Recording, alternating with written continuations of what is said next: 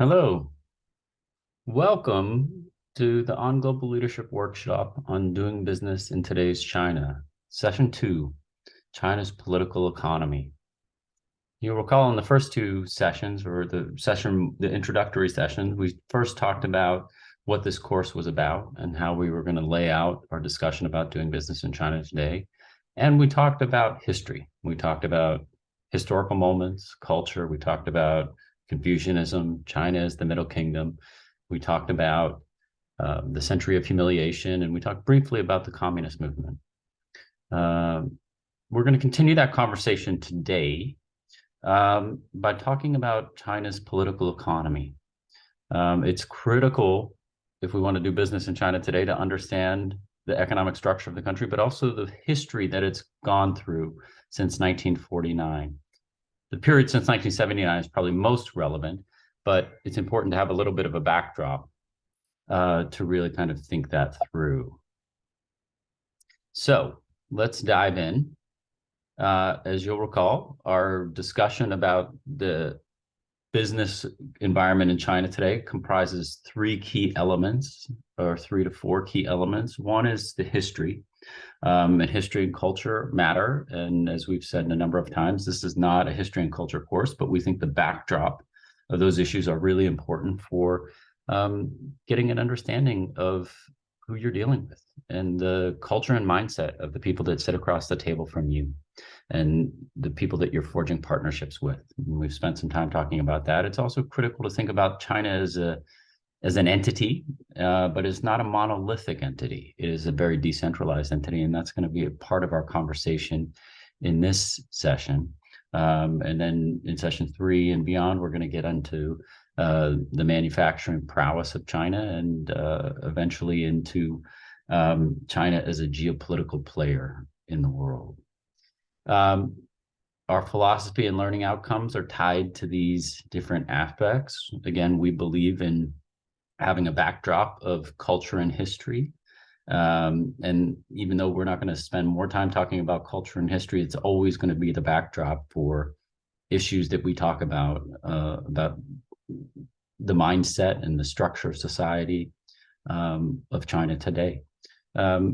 It's really crucial that we understand the economics of the system and the structure of that economic process. And so today our focus is really going to be on China's political economy, and we'll continue to focus on this throughout our discussion going forward. We think it's critical for doing business in China to have a deep understanding of the political and economic reforms in China.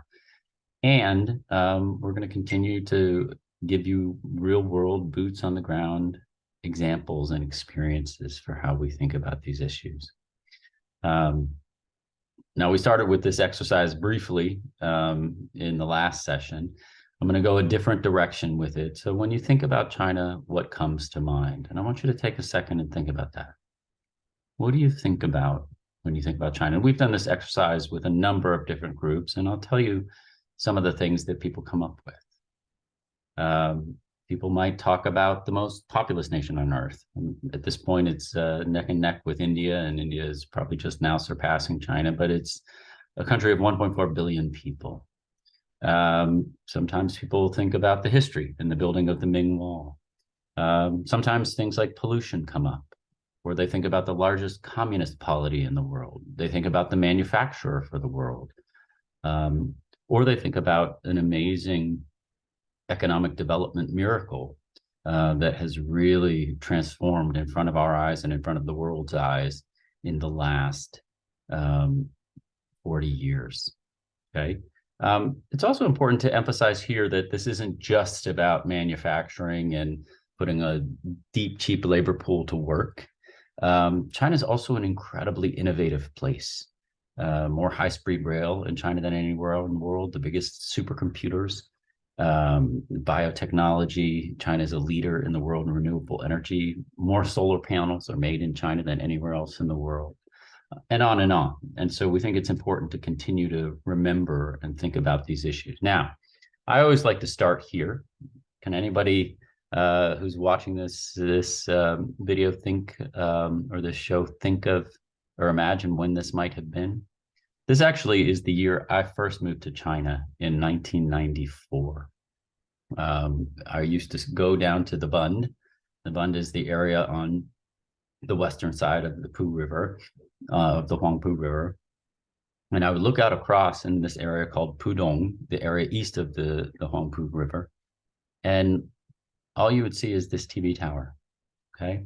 And, you know, China was at early stages of development. The real economic development in the post-Mao era started in 1979. So this wasn't that long after. But when we think about the transformation that has occurred, so if you compare a great financial center like Shanghai to what other places looked like in 1994, say New York City, you might see this kind of comparison. But what does China look like today? So this very same region, you know, this is taken from the other side, but you standing on the Bund, this is what you would see. And this has occurred over the course of about 25 years. And it's really a remarkable achievement. I mean, again, if you think about that previous picture and just looking at the TV tower today, 4 of the top 20 tallest buildings in the world all sit within a block of each other in this little district called Lujiazui. So let's dive into a little bit of CCP institutional history. Okay.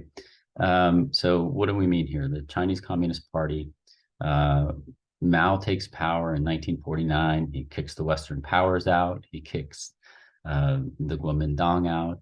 And he ruled China from 1949 until his death in 1976.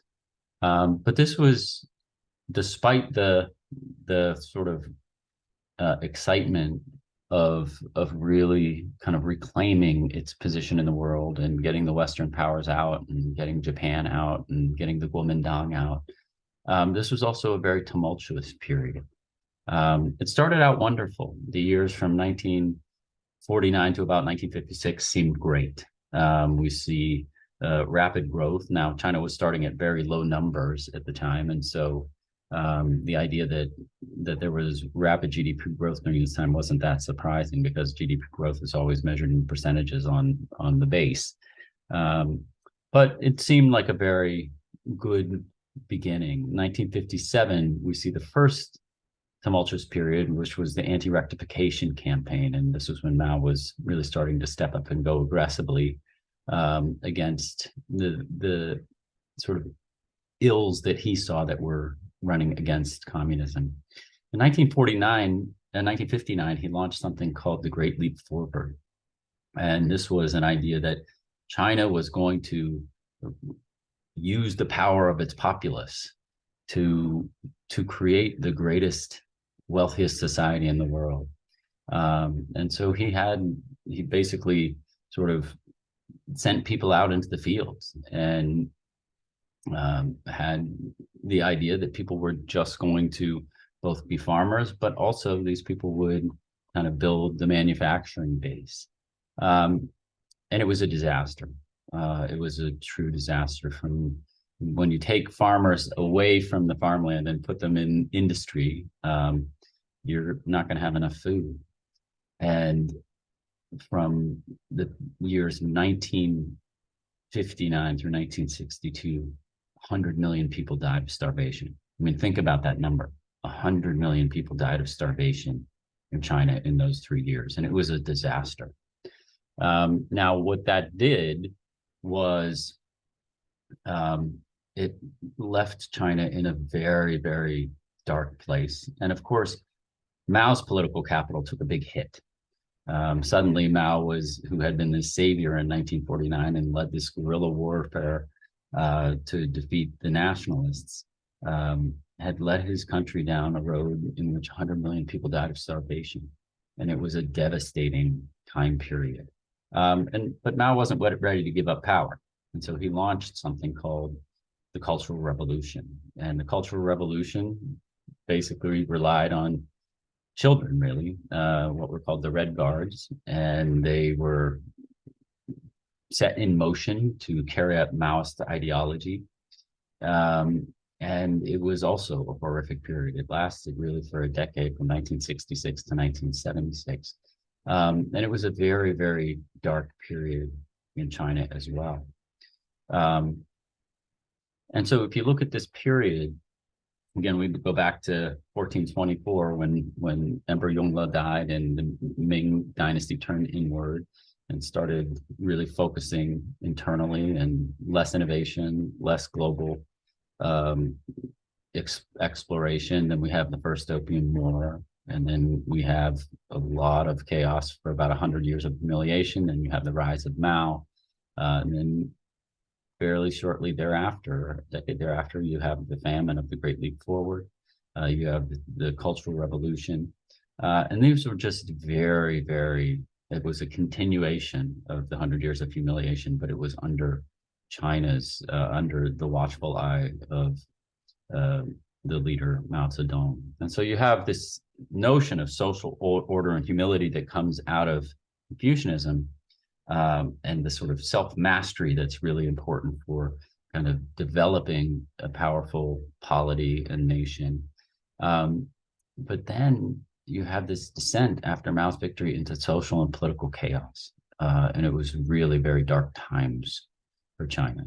And after Mao's death in 1976, the country was standing at a crossroads. They needed to figure out how to move forward and how to rebuild the society. And so they have a rebuilding of society through economic reform. Now, where did this begin? And this is really where the key aspect of understanding doing business in China today really comes forward. So 78, 79, Mao dies in 76. His chosen successor was an individual named Hua Guofeng. And, you know, there was a lot of concern in the populace that they just couldn't stand another period of just the continuation of Mao's policies. And so there was the launch of something called the Democracy Wall movement, in which people started to hang these things called dazibao, which means big character posters. It was a way of expressing democratic ideals and expressing discontent. There was a famous dissident that came out of this period called Wei Jingsheng. And he actually became famous because he wrote a critical essay about Deng Xiaoping. But this was a period in which Deng Xiaoping rose to power. Hua Guofeng was over here, sort of as Mao's chosen successor. And after Mao died, it was assumed that he was going to move into his position. Deng Xiaoping was sort of basically hiding out in the south in Guangdong province. And he rose to power. He was brought back to Beijing and brought back to save China. An interesting, funny leadership story I often like to tell about Deng Xiaoping when I'm teaching leadership is we often like to talk about leadership for everybody. And there's a famous story about Deng Xiaoping when he was 16 years old. He went to his father to borrow some money so he could be in steerage class on a ship that was going to go to France. And his father said, "Why do you want to go to France?" And Deng Xiaoping, "I want to go learn from the West so I can come back and save China." This was a 16-year-old kid. And he did that. He went to France and then spent some time in Russia. And then he came back and sort of toiled away during this time period. And then eventually he came to power in 1979. And he went to visit Jimmy Carter, which I'll get into in a little more detail. But then he opened China. There was a period called Jingji Kaifang, economic opening. And this began in 1979. And it's the story of China's remarkable rise from 1979 till today. And then if you fast forward about 30 years, you find this. I often like to think of 2008 as China's coming out party. For those of us who were watching China and the economic reforms as we were studying China and advising companies about what was going on in China, we all knew what was happening. But 2008, the world knew. And then there's an interesting story about this. There was and it's really a story about China relying on itself. Steven Spielberg was actually initially hired to be the director of the opening and closing ceremonies.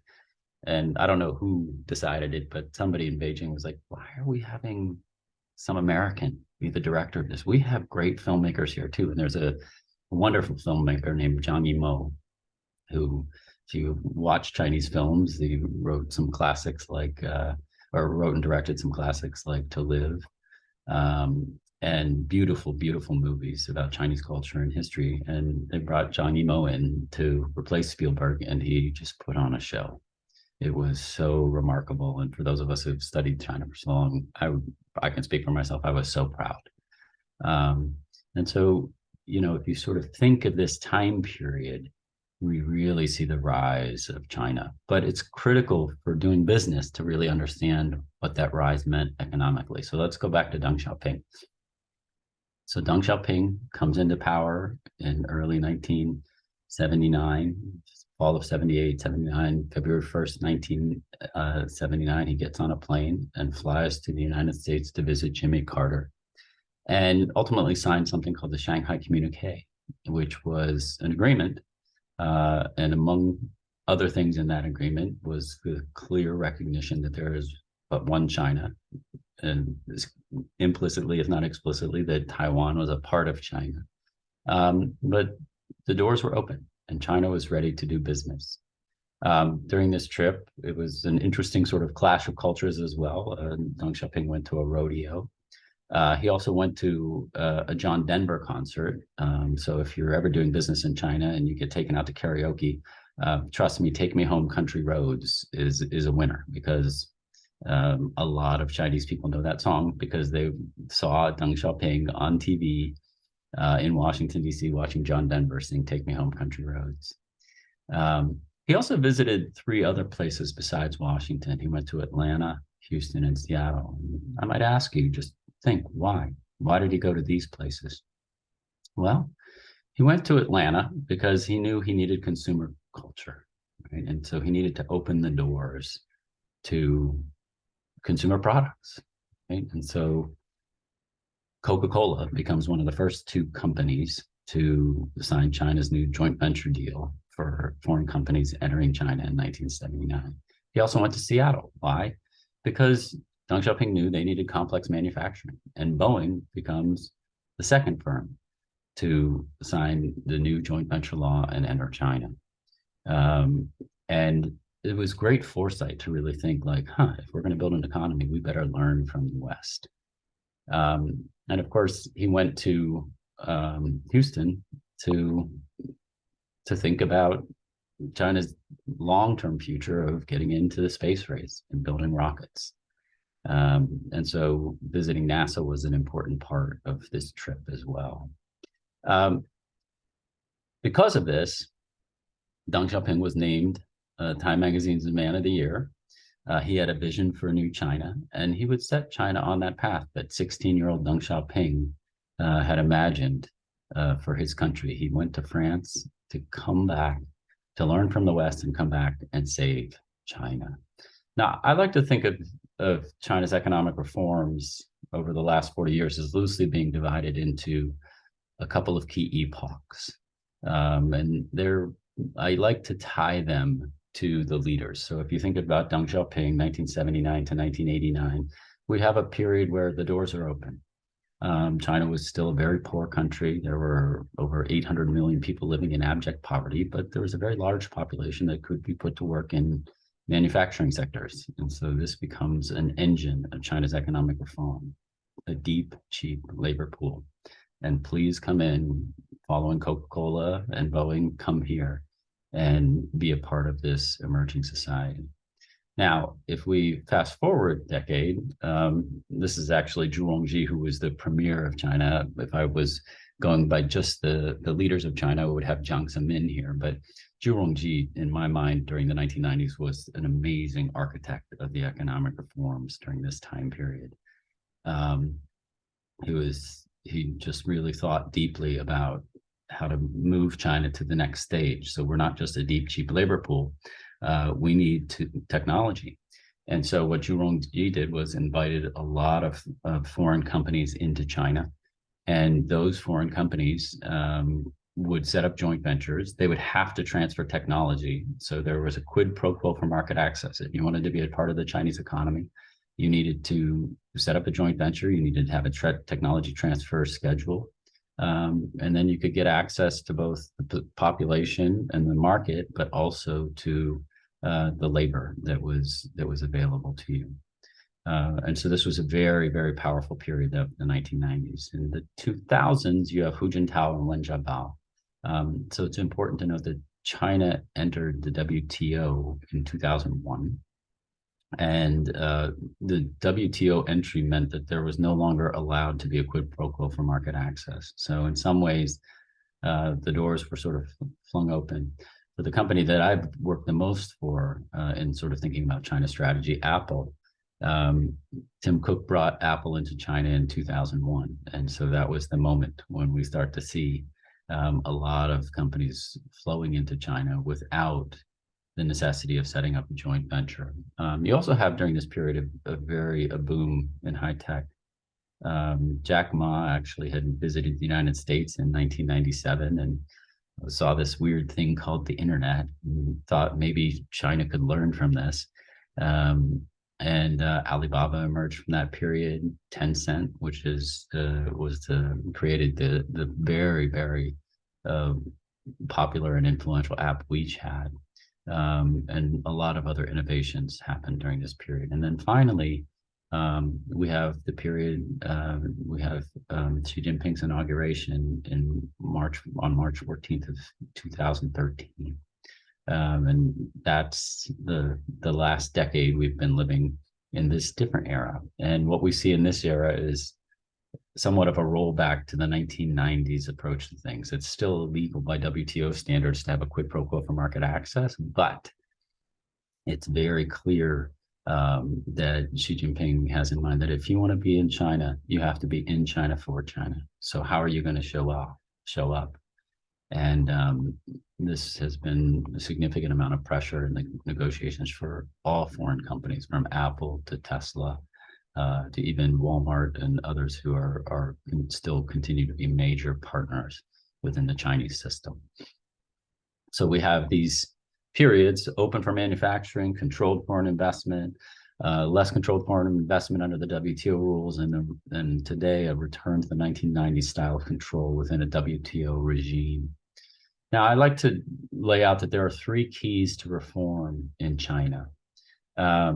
And there are many, many different ways to think about this, but I like to focus on three.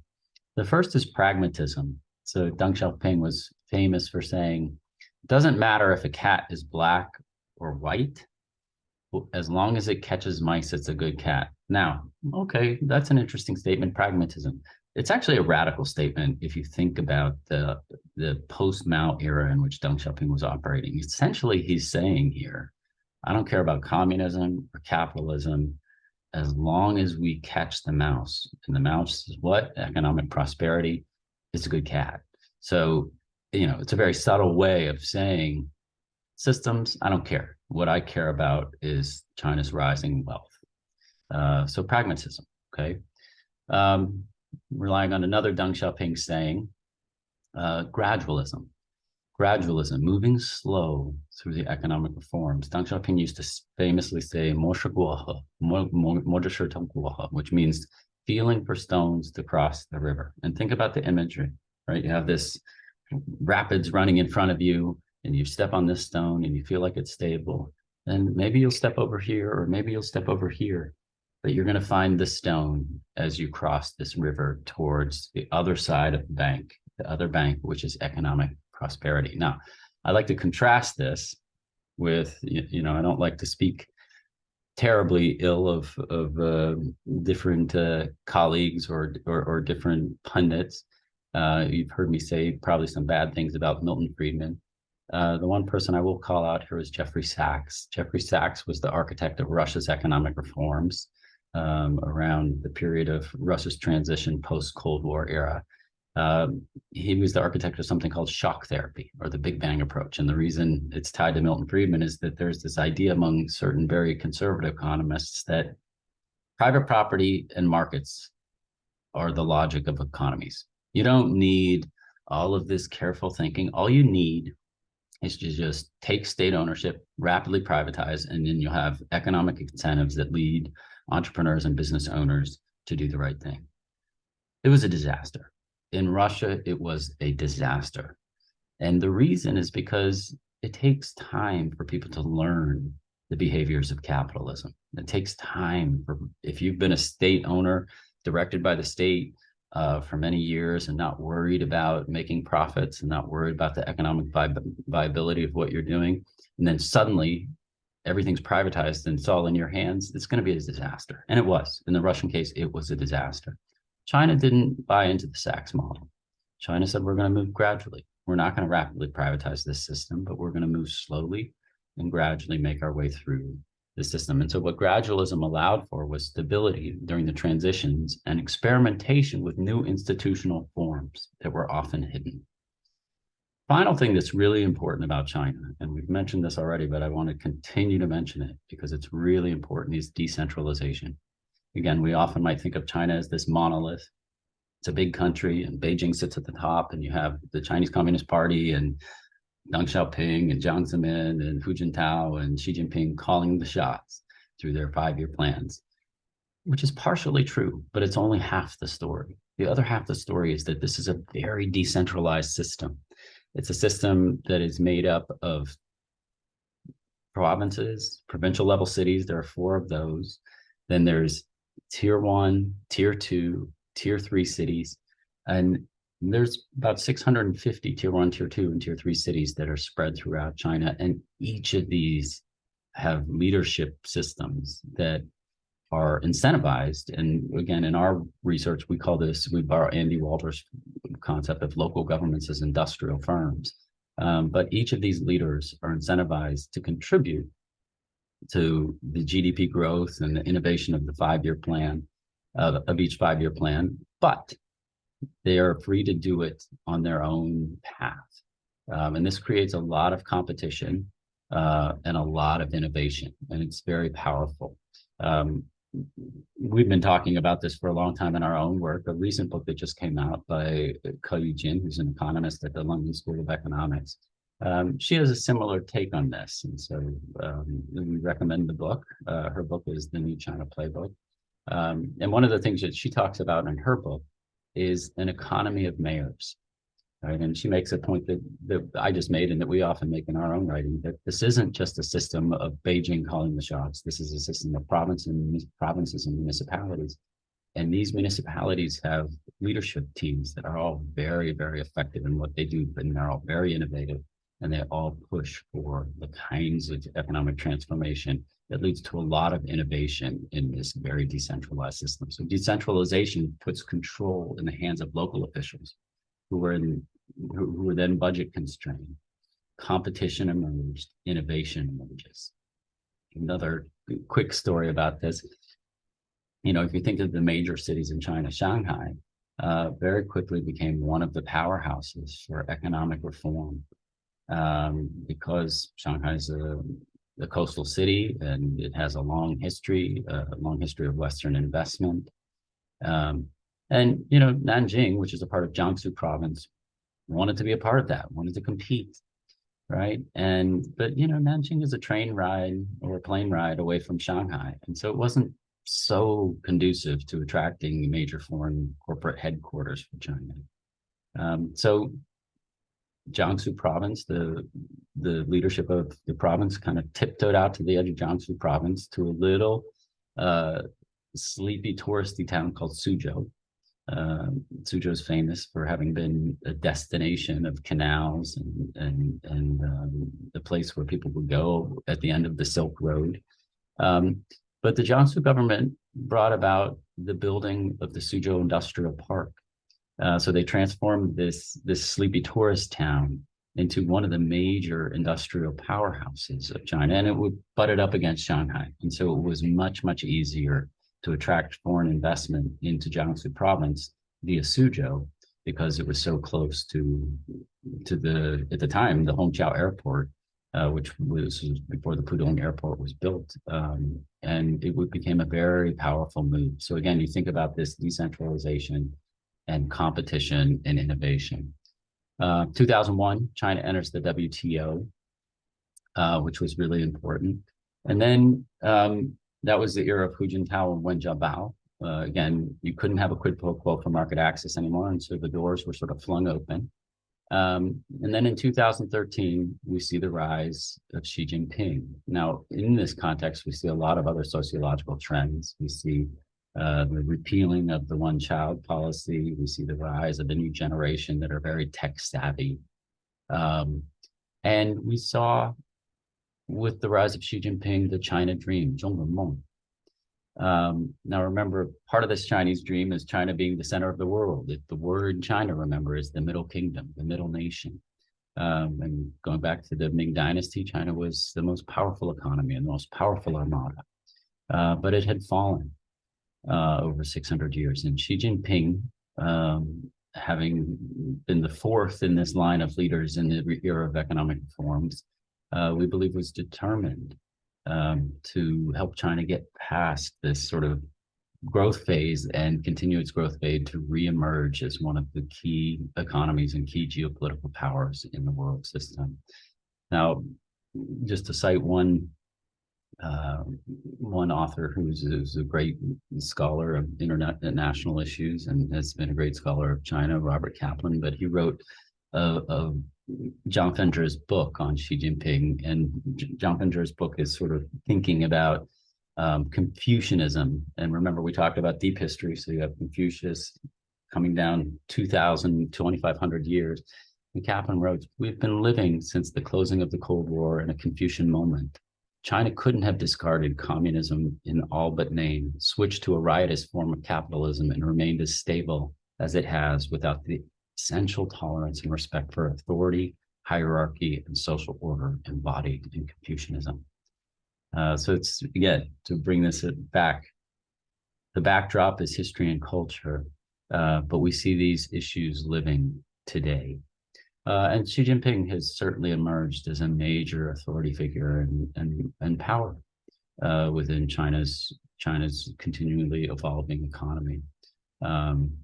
Some have argued that he's the most powerful leader since Mao. And it's certainly the case that we've seen a lot more sort of aggressive stances of the party and what the party says about things. But the most important thing to think about here is China's emergence, right? So we see things like the Belt and Road initiatives. We're recapturing what Admiral Deng used to do in sort of patrolling the South China Seas and, bringing goods around the world, and ultimately the Silk Road and Marco Polo. The Belt and Road Initiative is just that. It's also a pivot away from the West, by the way, and we'll talk more about the Belt and Road Initiative in coming lectures, but it's a really important initiative. But if you think about in the OGL team, we write a lot about this, but we have a major project that's thinking about China's growing economy and its continuing growing economy. And we're in line with what several economists around the world think, that China is going to become the largest economy in the world. If China just grows at 1.5% growth rate more than the United States, which is very reasonable in terms of GDP growth, we are going to see China surpass the United States in the early to mid 2030s as the largest economy in the world. So again, to kind of wrap up this session, what we have is we've focused on history and culture, historical moments. We've focused on the power of China as a monolithic entity, but also its decentralization. And we've tried to give you a sense here of just the underlying concepts that have defined the economic reforms in China. And then as we go forward, we're going to continue to talk about partnerships in the manufacturing supply chain. We're going to talk about China's innovation economy, and on and on, and China's rise as a geopolitical power and what it means for a number of different parts of the world. So that's the end of our lecture on session 2. And here again, as with each of our sessions, I'd like to pause here, and we're going to end this video, but I'd like you to follow on with the follow-up video in which we hear from our on-the-ground China experts, Diane, Deschel, and Chris, to reflect on what you've heard here and what it means for how things play out in practice as they live in China and have grown up during this period, but also as they advise companies in China today. So thank you for listening, and we will look forward to seeing you in session 3. Thank you.